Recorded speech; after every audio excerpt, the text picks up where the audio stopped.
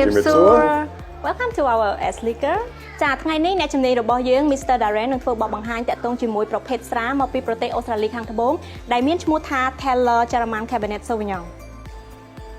Hello everybody, my name is Darren Gall and today we're going to be tasting some wine from Taylor's of Wakefield in the Clare Valley in South Australia. If you know your South Australian geography, it's the Barossa Valley is north of Adelaide, and then about another hour and a half north of the Barossa we have the Clare Valley. Very famous region, famous for Riesling and full-bodied reds, mostly Shiraz and Cabernet. And Taylor's is one of the most successful wineries from the region. In fact, it's one of the most successful wineries in the world. And you might be able to see this sticker here.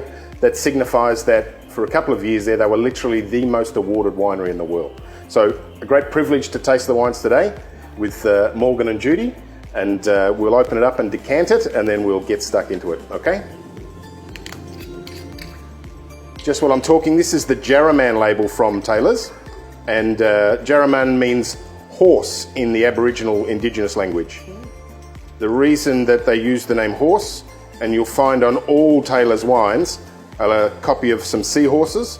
That's to do with some fossils they found in the soil in the vineyard, and it shows that the vineyard was once an ancient seabed. But just decant that. So Darren, can you tell me a little bit about, I've seen this before, these decanters before. Can you tell us, what is this doing to the wine? Why is this helping us with the wine when we taste it? I know it looks amazing, but it's got to have a purpose. So what we're doing here is we decant the wine to get some air into the wine. Okay. And you'll see it increases the surface, and just the act of pouring aerates the wine a little bit. We don't want to shake it up too much, but just aerate the wine and get air into it. And what that does is some of the molecules and some of the aroma compounds, some of the flavour compounds bind up and sort of get closed up, and the wine can be quite closed if it spends a long time in bottle. And so we just want to get some air in there to open it up and open up more aromas, more complexity, more flavour. Okay, nice. So we'll just pour a little bit. So you can pour it straight away as soon as you've decanted it like this? You can, yep. Or some people, particularly in young red wine, they like to leave it for an hour or two to really give it a good time to breathe. What would you suggest for this one? Just immediately pour or leave it for a little bit? I'd leave it for a good somewhere between 45 minutes, an hour. Oh, nice. Okay. So here we go. Yeah, thank you. And then if you want to get more air into the wine, we can just aerate it like this. Oh. Now, just before we taste, I want to tell you a little bit about this wine. It's won a whole stack of gold medals around the world. I think 2016 at the moment has won about 24 gold medals and trophies in wine shows all around the world. Yeah. Very successful trade origin. And then if we look at the wine itself, Cabernet Sauvignon, it's the great grape variety of Bordeaux. It's full-bodied red, probably the most famous red grape variety in the world. And the interesting thing about the Jaraman label and what it stands for is certain regions with climate, soil, weather patterns, temperatures, they're more suited to certain grape varieties than others.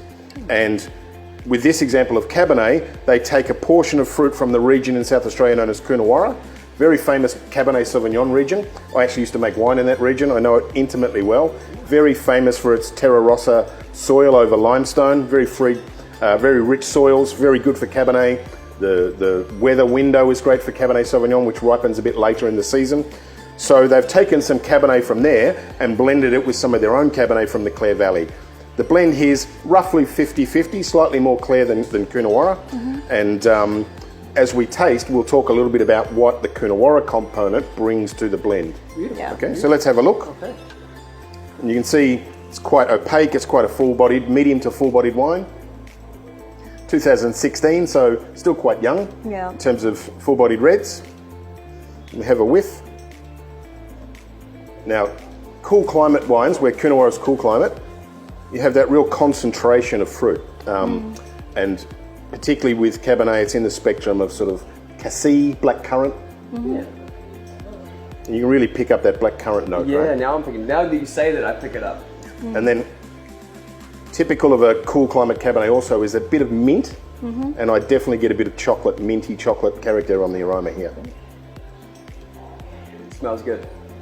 The other interesting thing about the wine is primarily fruit. You won't see a lot of oak aroma, and if you look at the oak treatment of this wine, it's spent about 2 years in oak, but no new oak, only second year, third year. As in oak barrels, right? Oak barrels, yeah. So they've matured the wine in used oak barrels, and that's because they want to get all those lovely soft structural things that time in barrel can do, but they're not looking to get lots of new wood, oaky, spicy oak characters into the wine. And so it's almost just pure fruit that you can smell. Yeah. I do get the mintiness though. Yeah. Oh, well, that's fruit characteristic as well. That's cool climate fruit, particularly cool climate Cabernet. So let's have a taste. Yeah. And that cool, see the fruit is actually quite cool in your mouth. That mint comes through again in the mouth, but then there's that rich, juicy, sweet berry fruit mid-palate. Again, the tannin is very fine, very lovely fine tannin. It's beautiful. Yeah, it's a really It's really nice.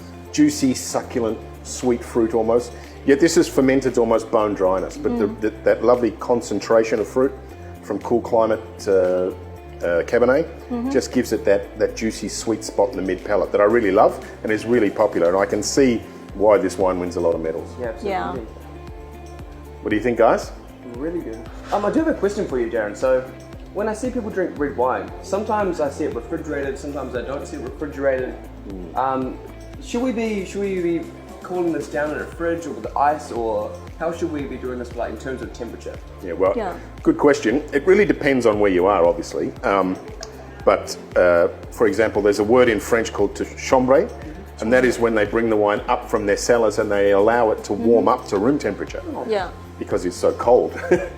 We live in Cambodia. It's pretty much pretty hot every day. Right. Yeah. So drinking wine at room temperature is unthinkable. Yeah. But red wines, I don't want them too cold because they can close up a bit. So I like to drink them at around sort of 15 degrees, 16 degrees. If it's red, if it's white wine, just chill it right down. Okay. The thing about putting wine in the fridge in this part of the world, I don't mind it because unless you're in a really cold air-conditioned room, Yeah. if you pull a red wine out of the fridge, it's going to warm up in your glass pretty quickly and it's going to get to that nice sort of 15, 16 degrees pretty quick. If it's too cold, you can always warm it up a bit. But I have no problem with putting red wine in the fridge if it's 45 degrees outside. Yeah. Nice. Nice. I have one question to ask. So, Sure. what kind of food that is go well with this wine? Well, That's a good question. I'm going to throw that back at you. What would you like to eat with a wine like this? Lamb? That's a great Nice lamb. Why did you say lamb? Lamb and Cabernet is a classic pairing. And why and if you think about, say, traditional European roast lamb, they always serve a mint jelly or a mint I was going to sauce. say that the mint sauce. And that's here. Yeah. And the other thing is it's got enough body and Yes. richness and weight Yes. to go with the strong flavours of red meats like lamb. But it can also go with beef and even some game dishes like venison or even duck. Yeah. It can work quite well because it's got that rich, sweet fruit. So yeah, fuller bodied dishes for a fuller bodied wine. Lamb would be the perfect combination. Yeah. Thank you. Any other questions, guys?